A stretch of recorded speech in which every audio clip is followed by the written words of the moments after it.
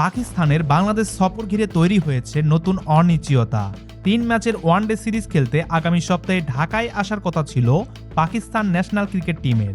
তবে পাকিস্তানের সংবাদ মাধ্যম জিও নিউজ জানিয়েছে, চলমান আঞ্চলিক উত্তেজনার কারণে এই সফর এখন প্রশ্নের মুখে।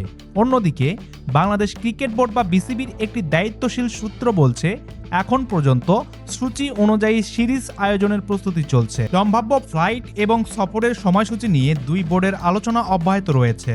বিসিবির ঘোষণা অনুযায়ী ৯ মার্চ ঢাকায় পৌঁছানোর কথা পাকিস্তান দলের, আর ১১, ১৩ ও ১৫ March Mirpur Sher-e-Bangla national cricket স্টেডিয়ামে অনুষ্ঠিত হওয়ার কথা ৩টি ওয়ানডে ম্যাচ। ১৬ মার্চ দলে ঢাকা ছাড়ার কথা থাকলেও সামনে ঈদ উল ফিতর থাকায় ফেরার তারিখ নিয়ে ভাবছে পাকিস্তান ক্রিকেট বোর্ড। বর্তমানে পাকিস্তান আফগানিস্তান সীমান্ত এবং ইরান ও মধ্যপ্রাচ্য অঞ্চলে অস্থিরতা বিরাজ করছে। তাই ভ্রমণ ঝুঁকি ও নিরাপত্তা পরিস্থিতি পর্যবেক্ষণ করেই চূড়ান্ত সিদ্ধান্ত নেওয়া হবে বলে জানা গেছে। পরিস্থিতি স্বাভাবিক থাকলে সিরিজ আয়োজনের সম্ভাবনাই বেশি।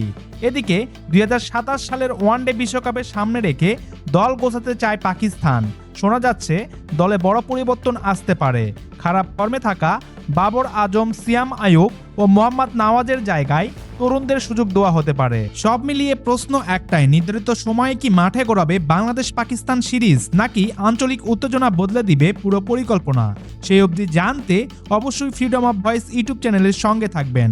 সম্মানিত ভিউয়ার্স, ভিডিওটি ভালো লাগলে একটি লাইক দিয়ে আমাদের চ্যানেলটি সাবস্ক্রাইব করে রাখবেন।